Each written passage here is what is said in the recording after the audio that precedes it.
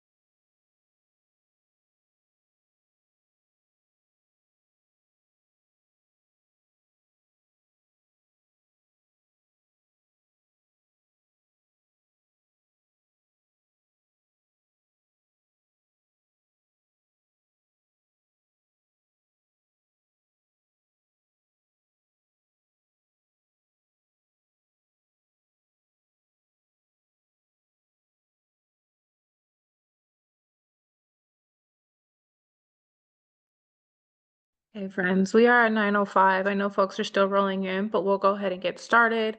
I want to be mindful and respectful of everybody's time. So thank you to all of you for being punctual and on time today. I know that you can be anywhere, so we're so thankful that you're here with us today. It is 9:05. I'll call our quarterly meeting to order. And I know that we have a visitor today who wants to share some updates. So I'm going to invite her to speak first, and then we'll move into our agenda for the day. Councilwoman Bernetta Hodge, would you like to join us, please? Hi, thank you. Thank you so much, Madam President, for inviting me to speak on behalf of the NAACP, letting them guys know what happened in DC on behalf of the NAACP. So we just came back. The League of Cities was just in DC last weekend, and we got some updates because we met on the Capitol Hill, and we were talking to our congressional members and other people on the Hill. And a few things that really stuck out, which actually they already come into par, was the Department of Ed that was being attacked, and we knew that was coming. That actually it's dismantled. It's done, really. Um, they're talking, people are saying in, in the news that, it could go to Congress, but Congress actually just, they kind of just told us that he's going to do it and it's done. So there's much more to be done. Department of Ed has been dismantled. And with that, it's going to affect African American, Hispanics, and Native Americans at a higher rate because the programs this under Department of Ed has been protected for many years is no longer going to be protected anymore. One of that is our is when you come down to disabilities, that is under the Department of Ed, and all the protection of it is now in the hands of the state, and we don't have the best person for education as our superintendent over the state right now. So that our ESL classes, our English learner classes are going to be dismantled. When he did the American only English only conversation, people don't realize that wasn't just, it affects education probably harder than anything else because that takes away the funding for ESL and any English classes. It doesn't matter. You could be speaking Mandarin. It hits everybody. Um, that part, and the other part that's going to hit is what we are most concerned about is our food, free and reduced lunches. Well, they already cut $1 billion from free and reduced lunch. It's less than $1 billion left in the funding, and they're planning on cutting more of that later this summer. When that's completely cut, it doesn't just affect next year's; it's going to affect this year's. We as school districts, we get paid coming forward. So we pay ahead and they pay us back. What they did is not only cut the funding for from now on, they have froze the funding for this year. So there's going to be school districts are not going to be able to feed their kids this year. So this is dire needs, especially in our Maricopa, our rural areas is going to hit real hard. So that's what we need to look forward to also. There also another thing, and I hate to be the bearer of all bad news, but I think that's all we got while I was there, is that he's going after the post office. He's going to privatize that. And when he privatizes the post office, that's going to be cuts to jobs. More minorities work at the post office than anything else. My dad included. So meaning that there's going to be people who have been working there 20, 30 years and their jobs are going to be obsolete. So that's another thing we need to look at. Also, with that, he's also cutting from Medicaid, Medicare. So that's going to affect insurance for our minority population. So he's already has it to be signed to cut Medicaid and Medicare, and what I'm hearing, it may be up to 60 to 75%. So you just think about that of how many people are on Medicaid or Medicare that can be set cut from that. Another thing that I have heard is that he's going after veterans, the military. So that's going to be another budget cut. I think there's probably somebody on this call could probably tell a little bit more than I saw her name up there. But I heard also from Senator Gallego that he is definitely going to attack the military. He's already attacked the veterans coordinator by telling them they have to take down flags already, and the funding is and the funding is already being cut too. So um, I'm just I don't know. You guys can ask me some more questions. I think those were the major ones that we were talking about. Also, right now there is a bill, and I think no one knows about this bill, but there's a bill. It'll give him the power to have the power over Congress. Congress would be more like an advisory council to him more than a branch, one of the three public branches. And it looks like some of our people are rolling over on it. They are afraid to be in. They're afraid of the president, and they're afraid that they're going to lose their next election.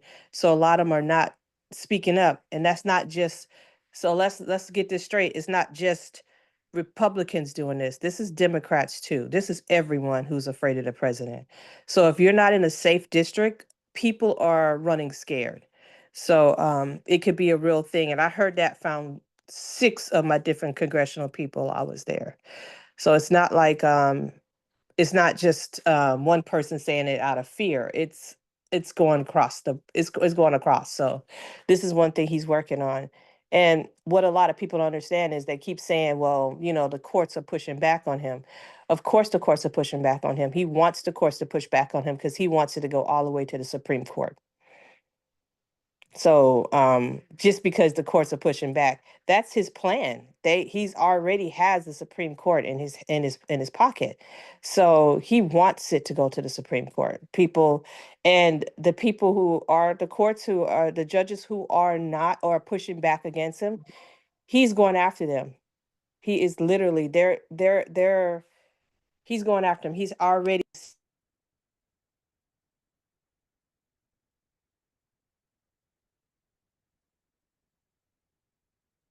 Woman, I think we lost you. Oh. all right. Can you hear me now? What did you guys left off on?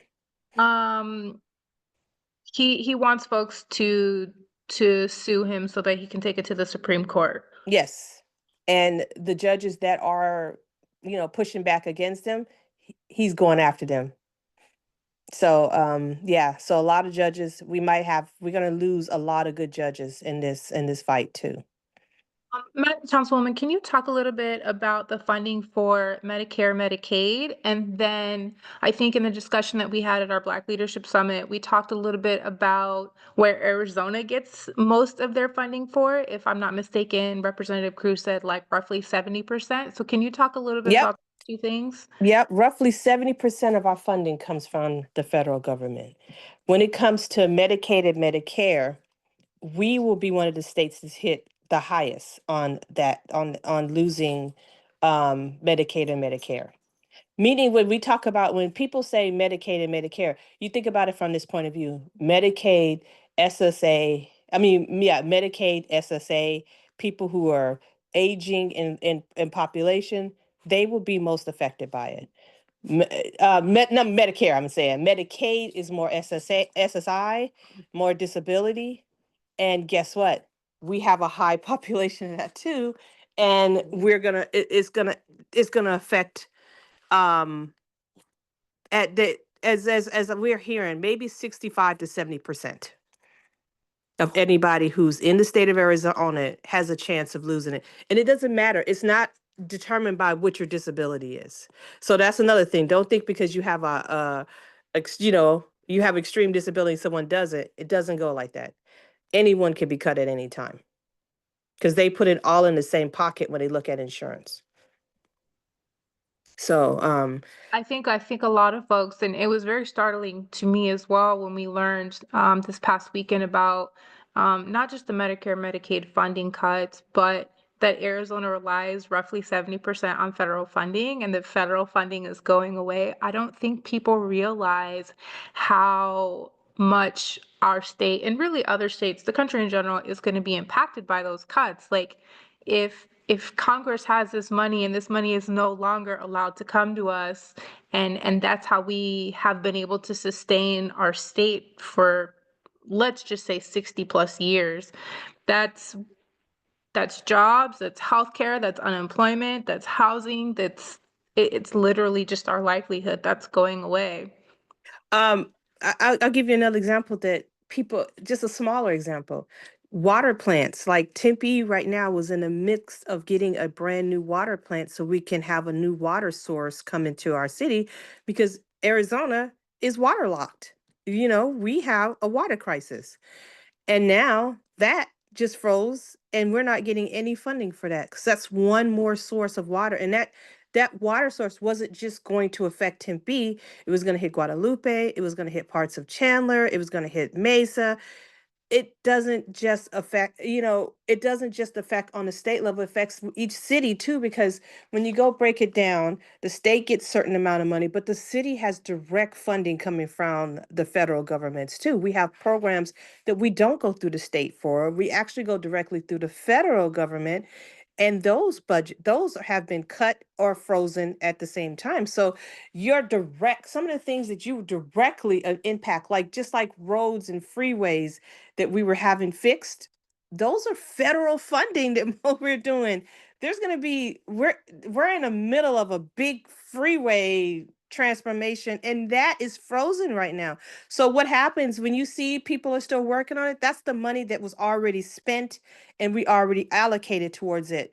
Now to finish it, there is no funding for it. So we're going to be caught in a lot. It's going to affect you in multiple ways.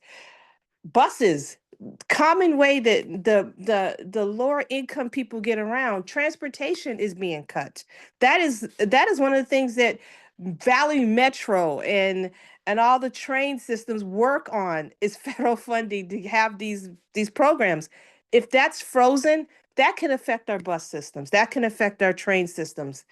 Those are money. Sooner or later, it is a so each area like MAG is for us in Maricopa. When all that funding dries up, where do you think we're going to find that funding at? Can you tell folks what MAG is, please? Maricopa Agency for Government. So that's all the municipalities put together in Maricopa. And we get together, we're all on committees, we work together. So there's council members and mayors on all of the different committees that work together. Transportation, human services, um, domestic violence, all of these different services we have. Um, they work together, and that's what MAG is. So MAG, we do transportation is one of the major hubs that we do together. And because our system doesn't just flow within one city, it goes throughout the whole Maricopa, so we have a lot. I wish OD was on this call because he's over transportation. He's the chair of the transportation on the MAG committee. But as we heard from that, is that we have funding because as things go, sometimes you get funded beforehand, and sometimes you get funded after it's done. A lot of transportation is beforehand, so a lot of the stuff that we're doing right now it's going to look like it's going to be finished because we already had the money. It's already been allocated. It's already been done. But there is still so much more to be done. So you're going to see half of it done. Like Central. If anybody drive down Central, you see all the different train systems coming through down Central. Yeah, part of that's been paid for, but the other part has not. So guess what? It just sits unless we find the funding to finish that out. And that's not just a Phoenix scenario. It's MAG, it's everybody. So we're going to make sure that the funding is put together to take care of that. But what happens when all that funding that we had federally is gone? Yeah. I think we are living in the FAFO era right now, right? Like we tried to tell folks this is what was going to happen. He told folks this is what was going to happen, and people still voted for it. And so unfortunately, we're all finding out right now. And I think it's only going to get worse before it gets better. So Madam Councilwoman, thank you so much for joining us today. Thank you for being a steadfast NAACP member and fighting the good You, fight in spaces that you probably are not wanted in. So thank you yes, so much. you're very welcome. And I just want to say one thing to you guys. What is being said on the news is not always what's being said in Congress. Okay, so get that straight. You're not getting the full picture of everything.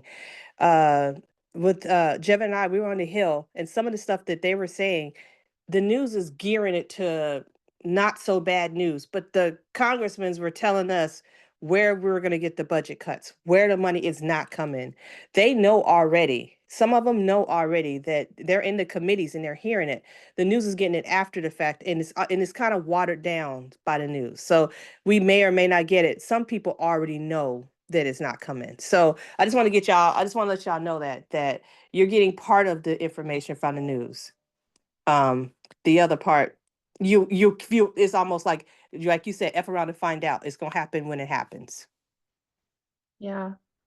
And like I said, it's just gonna get worse before it gets better. So hopefully all of you are reading our newsletters, because we did know the Department of Education was gonna get dismantled, and so we're trying to provide resources and also information to everybody so that you can prepare yourselves and your families for what's coming. And we're going to continue to give you information on other departments as they go Thank away. you. And I will let you guys know. I'll send it over to Madam President, and I'll give you what we have when we get it coming through for us. Thank you, Madam Councilwoman. All right. You guys have a wonderful day. I'm gonna let you guys have your meeting.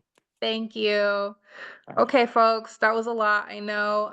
We're going to move into some hopefully more positive, uplifting things, and then we'll hear reports from each of our branches and charters, and then we'll move into our advocacy training for the day. So to start, let's go over our treasurer's report, since we kind of talked about funding. Real briefly, let me pull this up so I can share this with everyone.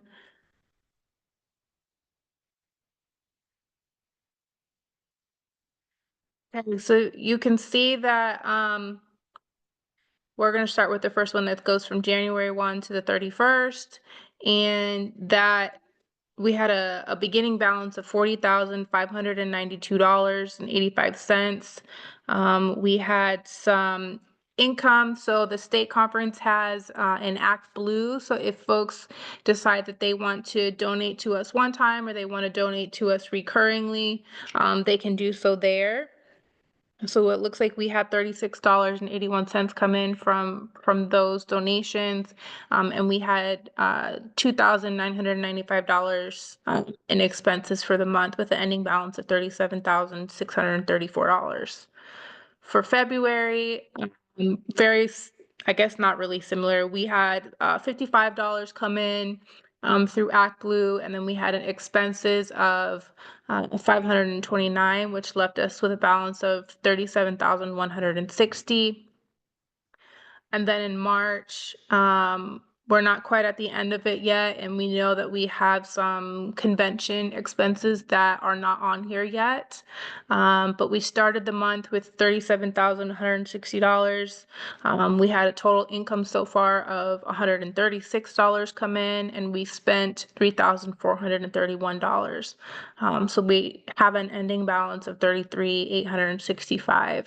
And again, we know that we are already preparing for conventions, so some of that that balance is already gone.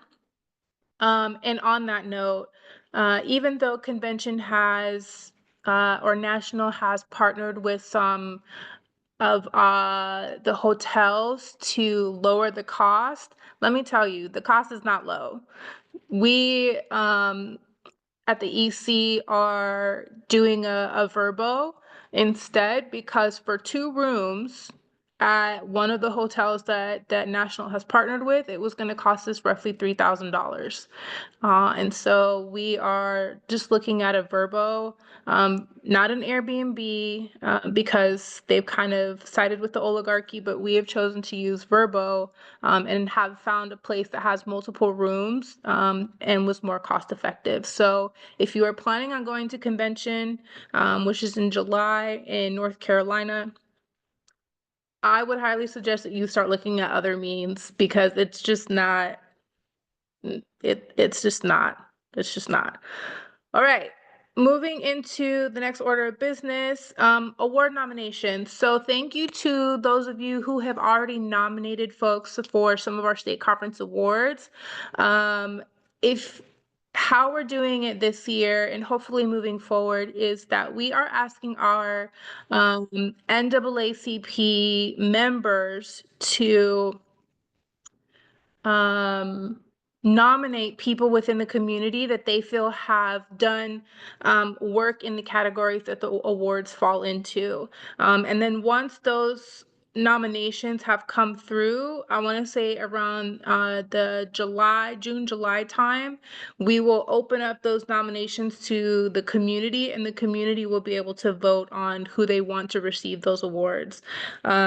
we're doing it this way because we kind of feel that historically the same people get the same awards every year. And we know that there are hundreds of and thousands of people in our community who are doing really great work. And we want to make sure that we are acknowledging those folks, even if they are not a part of our organization. My ask for all of you is if you to go through the awards that will be given out. And if you know anybody who's doing that work, please nominate them. I dropped the form in the chat box for you. So yes, please and thank you. Um, Moving into, the next is state conference elections. This year, so when the branches have their elections, the state conference will have their elections the following year. So they're never at the same time. So this year, the state conference is having their election. If you are interested in running for president, any of the vice president seats, the secretary seat, or the treasurer seat, you can fill out your nomination form, which can be found in the chat as well. I think that you need to have 3 signatures from other NAACP members, whether they come from your branch or any other branch in Arizona. As long as they're members, they can sign for you. And then you'll mail your nomination forms to the state conference at our PO box, and all of the nominations will get sent to national. I believe it's no later than June 30th, so that they can select our election buddy date and everybody is able to cast their ballots. So far, we've only received 2 nomination forms. So, like, please, if anybody is interested in running for the state conference, don't feel like you're stepping on our toes. If there's a seat that you want to run for, or you just want to be a part of the team, we would love to have you. Any questions on state elections? Hey, hearing none. Um, One other thing is that we do have interns. Both the state conference and Maricopa County branch have interns. We have 2 social work interns right now, and 1 communications intern, and then summer semester will come, fall semester will come, and we'll have more folks. And so our interns have been working on a resource document for us, like a resource bank. And I'm gonna drop that in the chat box for you too, so that like anybody can have it. It's not just for the presidents, it's not just for the leadership. If you are seeking a resource or you know somebody else who's seeking a resource, they have put a whole bank together. It's an Excel spreadsheet. So at the bottom, you'll have different tabs, like one for housing, one for food, one for job fairs, so on and so forth. So please utilize it. That's what it's there for. And then last, before we move into brief branch reports, the youth in college are having a conference. And I dropped in the chat box for everyone the flyer that they put together with all the information on it. If you want to attend the conference or you want to be a sponsor or a partner in that. And I think some of those proceeds will also go over to AXO as well, because our AXO is up and running and in the process of thriving again. So we're so excited. But if you have any interest in supporting the youth in college, please either reach out to Fallon or Robert and help where you can. Okay, we will move into East Valley. I think I saw President Hodge on here. Would you like to give a 3-minute report on what your branch has been up to from January till now? I don't even need 3 minutes, President Tyree. We can keep the train moving. We're recruiting members. We're recruiting members. We're recruiting members. I think we've increased membership by like 25, 30% so far. Each of our meetings so far this year have had over 50 members. And so we're crushing it. We have a meeting on Sunday. Come on out. Everybody's welcome. We're hosting a health fair in all April. I believe on the 26th at the City of Tempe in partnership with Councilmember Burdetta Hodge. We will have all the things for all of the people. So come on out if you want to be part of that. In addition to that, we're bringing back our Freedom Fund Gala. We have right now Bakari Sellers committed to be our speaker.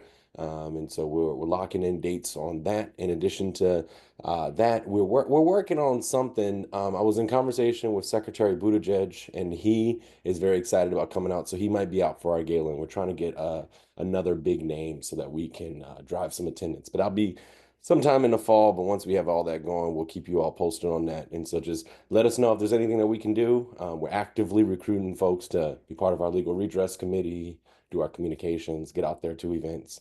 So if there's anything that we can do to be supportive, let us know and we'll be there. Thank you, President Hodge. It sounds like the East Valley is just thriving under your leadership, and we're here for it. So thank you for all of your work and your team's work as well. Do we have anybody from Flagstaff?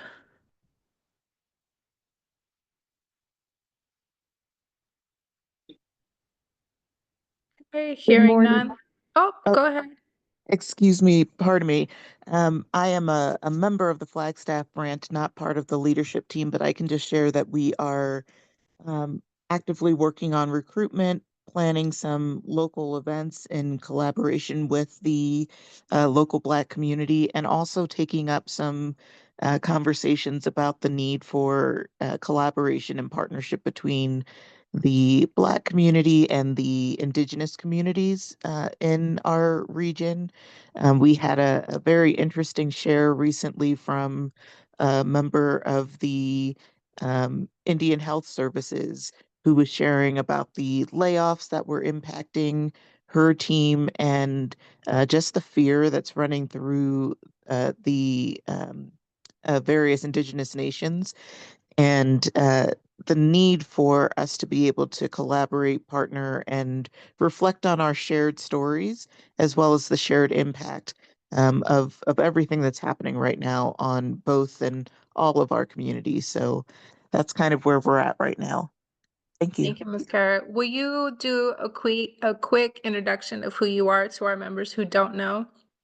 Absolutely. My name is Kara House. I am a member of the Flagstaff NAACP branch. I am also a Flagstaff City Council member and the chair of the Coconino County African Diaspora Advisory Council, among other things. But those are kind of the three that are relevant for this conversation. I also serve on the Arizona Commission on African American Affairs.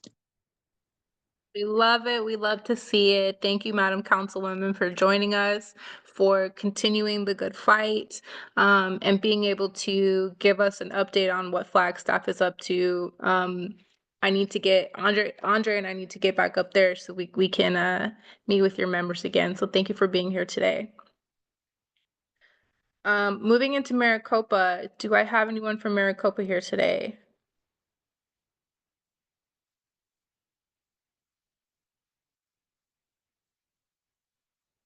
All right, I know that Maricopa has a meeting later today, so they're probably in preparation for that. Let's move over to Pinal. Is President Constance here?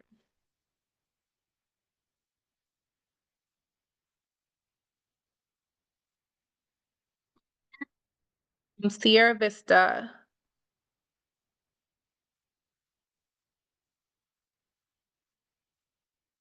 No, Sierra Vista. I do think they're doing a highway cleanup today. I did see Yes, President ma'am. Meek. Oh, I'm go ahead, Miss sorry. Michelle. And they are at the highway cleanup. Thank you. Would you like to give like a brief update on what else you guys are working on? Right now, well, we just completed a Black History program in collaboration with Cochise College, and we're currently planning for the Juneteenth event. So that's all that we have so far. Thank you. And I know that I need to meet with Miss Stephanie as well. So that's another trip that we need to take down to the southern part of Arizona. But thank you so much for joining us today. You're welcome. Moving into Tucson, President Meeks. Good morning, everyone. All right, so I'll try to be really brief here. Lots of things going on in the last 3 months. We had our installation of officers. I want to say thank you to President and Vice President for being there. For that, we spent a good bit of time sharing with the branch the purpose of the organization. I think as we start with the new term, it's been important for us to remind people who we are and what we do so that we can stay mission driven. And so a lot of the work that we have been doing has been to remind people who we are or introduce ourselves to those people who don't seem to know who the NAACP is. And so we've taken time to do that.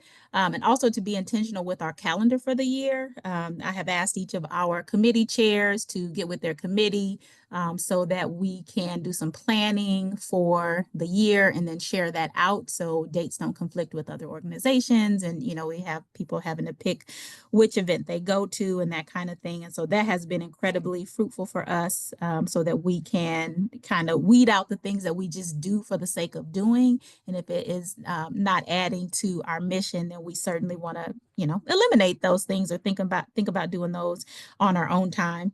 Of course, we've been trying to be as responsive as we can be to concerns about the executive orders that have been signed, particularly how they impact the community in terms of education. I work at the university, and so I've been specifically targeted in my role, as well as some of the programs that I work with and many of our Black, Indigenous, and Hispanic students. So we have been trying to hold space for our young people in particular to talk about that. We also are planning a collaboration with the Arizona Black Bar Association. They reached out to us, and I believe East Valley as well. So I think there will be events that will happen in Tucson and then another one in the Phoenix area at the end of April. So stay tuned for more details on that. I don't have much beyond a date, don't even have time at this point. But we want to answer questions and we want to make sure that we are not just guessing about things, but taking a legal perspective and how different folks are interpreting that information. We hosted a request to speak session with West Valley. So shout out to Vice President Bagley for that. I think that went really well, and we have been using that for our action alerts to reach out to our community to encourage them to participate in that. We had a special election here in Tucson for the Safe and Vibrant City Initiative, which was Proposition 414, which would have been a half-cent tax increase that did not pass on March 11th. So we did not take an official stance on that. We had some concerns and differing opinions about that. So we did not take a position, but made sure that we shared information out about that. Our legislation, House Bill 2490, did not receive a hearing. So this was the bill that was going to focus on cash bail reform. And unfortunately, we were not able to get a hearing. So we will be back with that for the 5th year next year. We are not giving up. So we're looking forward to that. In February, we had a great event focused on education. We did a showing with our Tucson Unified School District that focused on literacy and how that impacts our Black youth. And we partnered, I think I said that, we partnered with the school district, and that was really well received. And we hosted a Black trauma event with a local pastor. And that is what we have been working on. Hope that's my 3 minutes. Thank you.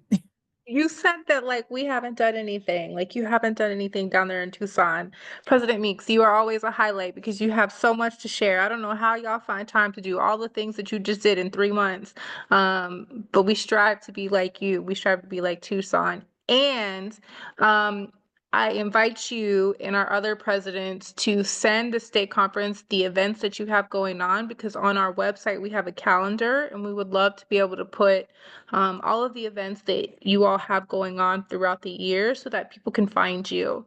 I think oftentimes people just Google the NAACP and whichever one pops up first is the one that they reach out to. And so if we can just share information across all of us, that would be really helpful. So thank you again, President Meeks, for just being you, girl, being you. Moving into the West Valley, President Farmer, would you like to give an update on the West Valley?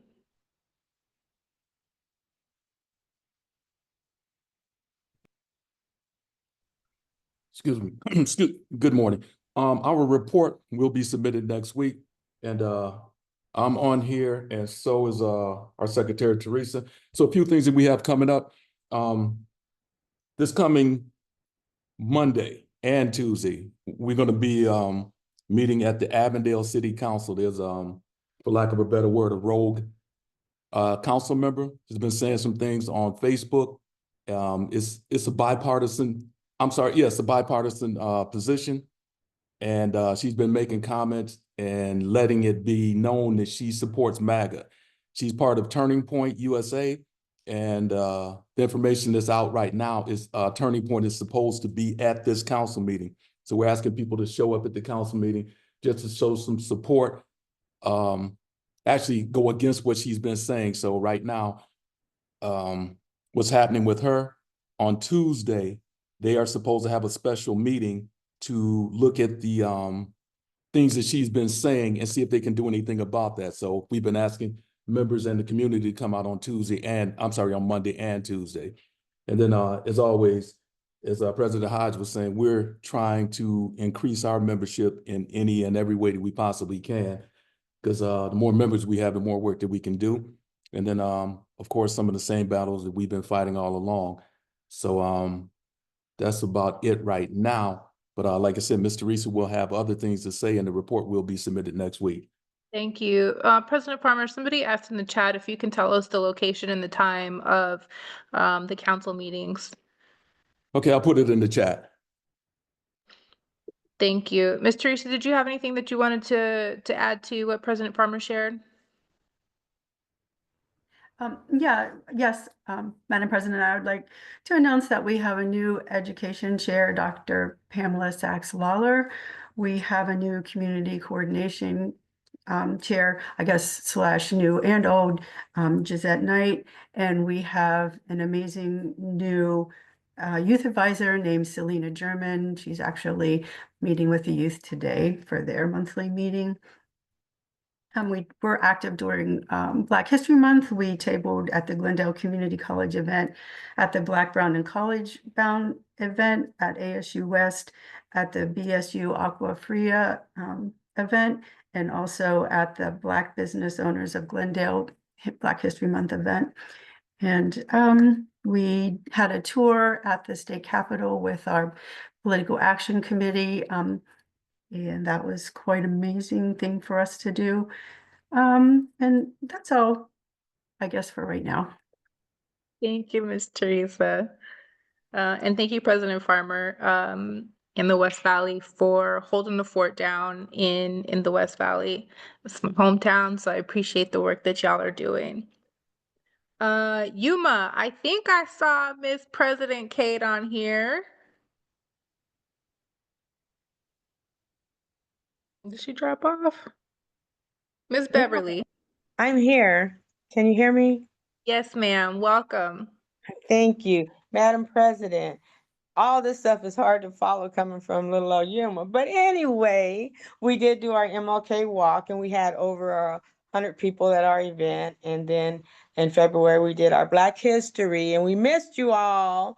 And it did go off very, very well. We had dignitaries. We even had one of the superintendents from one of the school districts, our bigger school district here in Yuma, attend that and become a member of the NAACP.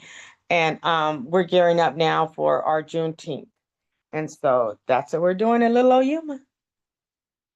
Madam President, I'm so excited for Yuma specifically because I know previously there was a little bit of struggle and it was tough to keep your members up, but it sounds like you guys are rocking and rolling and you are also recruiting and your membership is growing, so I love to hear it. Thank you. Yes, ma'am. Do I have anybody from Phoenix College? No, Phoenix College. Do I have anybody from South Mountain? Miss Rika, I thought Oh, give me just one second. Let me leave. Hold on.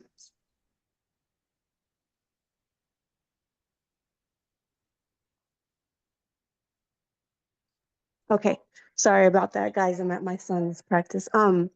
We, for the last 3 months, have been working on recruitment.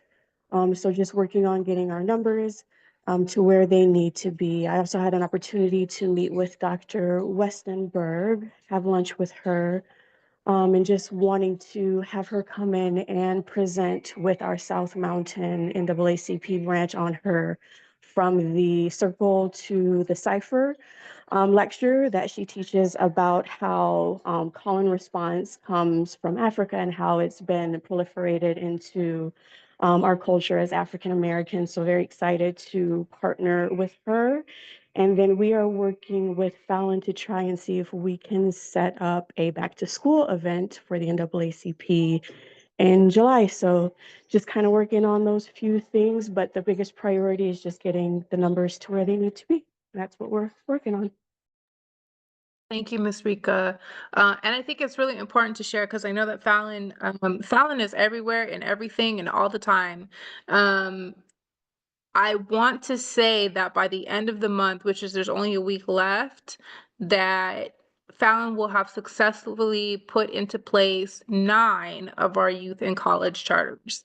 And I think I don't know when the last time that we've had that many, but I think it's been some time. So we're really excited that our youth and college folks are getting up and running, and you all are getting the attention that you need and deserve. So welcome to the team, Miss Rika. Thank you for being here, even though you're out doing family stuff. We appreciate you.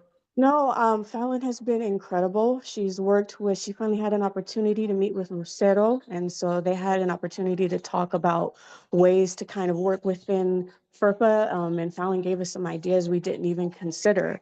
So she has been phenomenal. When you say nominate someone, she is getting my nomination for sure. Yeah, Love it. thank you. Love it. Love it. Anybody from EMCC?